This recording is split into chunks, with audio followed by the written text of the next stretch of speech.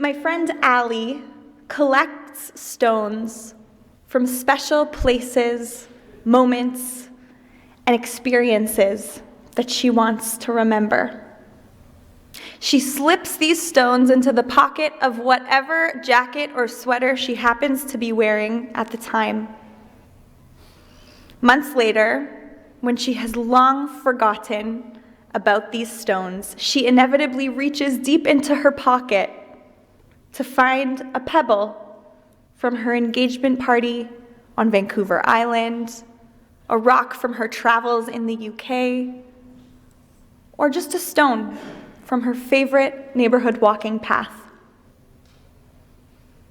Allie calls these stones feelies, not only because they are soft to the touch and become softer the more that they are felt, but also because they bring back all of the feelings, the joy, the awe, the nostalgia that she felt when she first picked them up. Allie is not the only one who likes to pick up stones along her journey. Throughout Parshat Vayetze, Yaakov picks up stone after stone in his path. After tricking his brother Esav into giving him the family birthright and subsequently running away from home, Yaakov finds the perfect pile of stones on which to rest his head. These stones are not simply a functional pillow, but a place where Yaakov discovers God. This divine encounter was such a transformational event in Yaakov's life that he erects a matzeva, a physical marker of that moment, and he names it Beit El, God's home. Moving on in his journey, Yaakov once again takes a stone, this time rolling it off of a well that would lead him to the love of his life, Rachel. This is yet another milestone on Jacob's journey, marking the effort not just to find love, but to sustain it. After working for his uncle Lavan for 20 years, Yaakov is ready to bring his family back to his own hometown. But when he attempts to flee, Lavan catches up to him. Vayikach Yaakov aven, vayerimeha matzeva. Yaakov once again marks this pivotal moment in his life by taking a stone and setting up a matzeva, inviting Lavan to signify his agreement that the family can part ways by adding his own stones to the pile. This landmark of stones marks the compromises that are required to navigate the balance between collective ties and individual growth. That's a balance that we all negotiate among our family and friends when we reach moments and milestones in our own lives. In pivotal moments of his life, Yaakov gathers stones to mark time and place. By gathering stones, Yaakov is making a statement. I was here. This experience mattered, and I am taking the lessons that I learned with me along my journey, my path. Even long after Yaakov, stones continue to feature prominently in Jewish tradition and in Torah. In the book of Devarim, we are reminded that the entire Torah was written on a slab of just one stone. V'hakimota lecha avanim gdolot, v'chatavta alehen et kol divrei haTorah hazot. In his comment on this verse, Ramban suggests that it would have been nothing short of a miracle to fit the entire Torah from Bereshit to its final word Yisrael on just one slab of stone.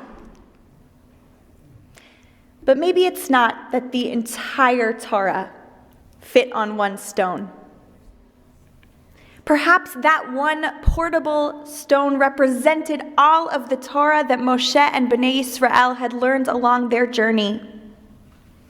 Bnei Yisrael could slip that stone into their pocket, or at the very least into their aron, as a reminder of the powerful experience of receiving Torah and encountering the divine on Har Sinai.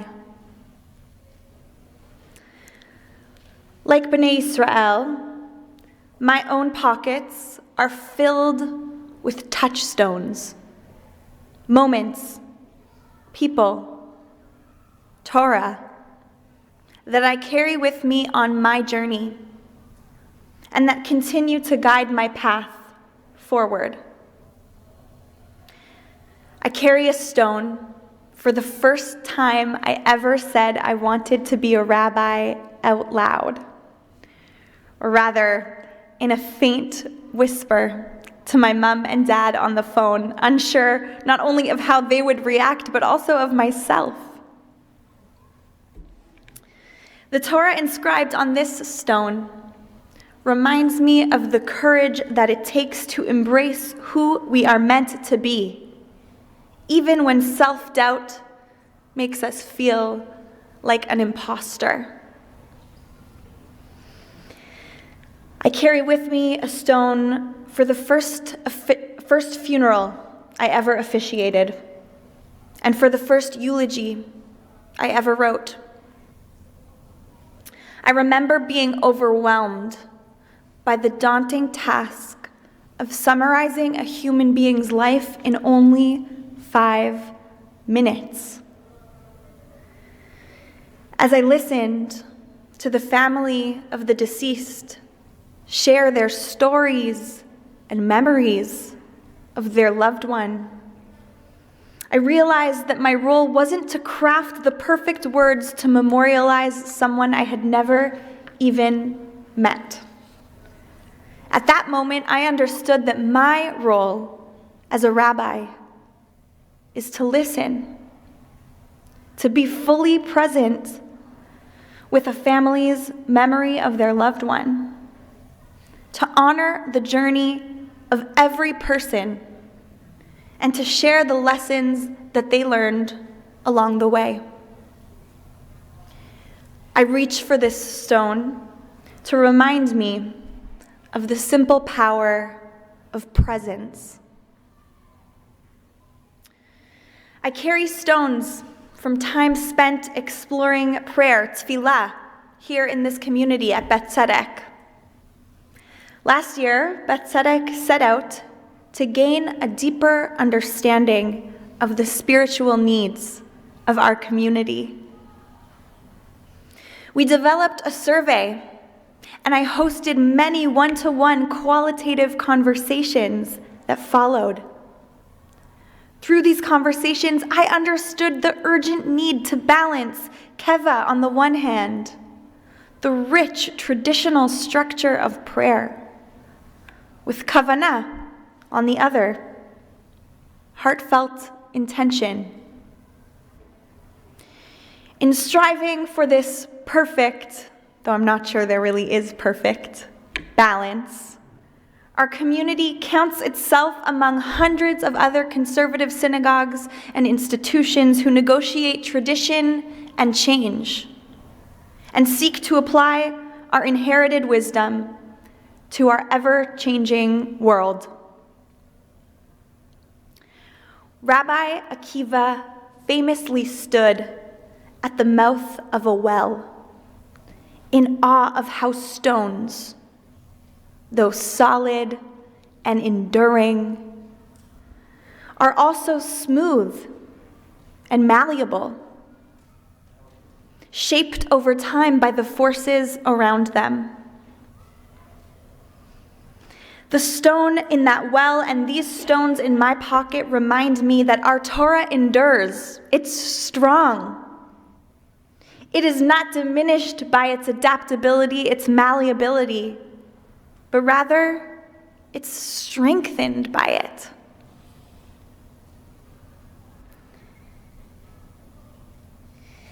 This is a stone that I picked up from my desk. I have it sitting on my desk. I set it aside before Shabbat to hold on to for this sermon. I will reach for this stone as the world and my rabbinate continues to develop, to remind myself that I am capable of holding both our past and our present and imagining our future. I'm capable of negotiating the application of our tradition to our lived realities, whether in the realm of prayer or otherwise. We are capable of doing that work together as a community. All of these stones that I mentioned remind me of the small stones that I have placed on the graves of my loved ones when visiting a cemetery. Rabbi Simcha Weintraub, rabbinic director of the New York Center for Jewish Healing, points out that the Hebrew word for pebble, tzror, is the same word used in the memorial phrase Teheh nishmato tzrura b'tzror hachaim. May the soul be bound up in the bond of life. Stones are for the living, not just for the dead. By placing a stone, a tzror, on the very headstones that host the Hebrew acronym for this traditional phrase, we are saying, this person left a mark on my life. They taught me something that is now bound up in who I am and the way that I live. Rabbi Daniel Nevins, former dean of the rabbinical school at JTS and current head of school at Golda Ach Academy in New Jersey, wrote me a note after he listened to me deliver these words of Torah at JTS this past week. He added that he once heard a medieval Ashkenazi legend that when the dead rise from their graves with the arrival of Mashiach, the Messiah, they will take the stones, all of the little pebbles that their loved ones put on their headstones, and use it to help rebuild the Temple of Jerusalem. How beautiful is that idea? That these stones, which carry so much meaning for us in our lives, that mark moments and time and experiences, can also contribute to a vision of peace and goodness for the future. Our ancestors used rocks to mark more than just headstones. Before pen and paper, shepherds needed help keeping track of the size of their flock. Some days they would take 30 sheep to graze, some days they only took 10. And memory alone proved unreliable for keeping track of these numbers. To solve this, shepherds carried a pouch, a sling, and placed a pebble inside for each sheep in the flock. This allowed them to maintain an accurate count throughout the day. It was said that the pouch itself was called Tzror HaChaim, the bond of life, as each pebble inside this pouch symbolized a life under the shepherd's watch. Every stone represented a living being, something worthy of being counted, of being remembered. For Yaakov, for Bnei Israel, for generations of shepherds and mourners before us, and for my friend Ali, stones symbolize much more than just memory. They are monuments of meaning. Stones help us keep track of what matters most, our experiences, and the lessons that they teach us along the way. May each and every one of us be blessed to gather many, many stones in our lifetimes, proudly affirming, I was here. This experience mattered. And I am taking the lessons that it taught me with me along my journey ahead. Shabbat Shalom.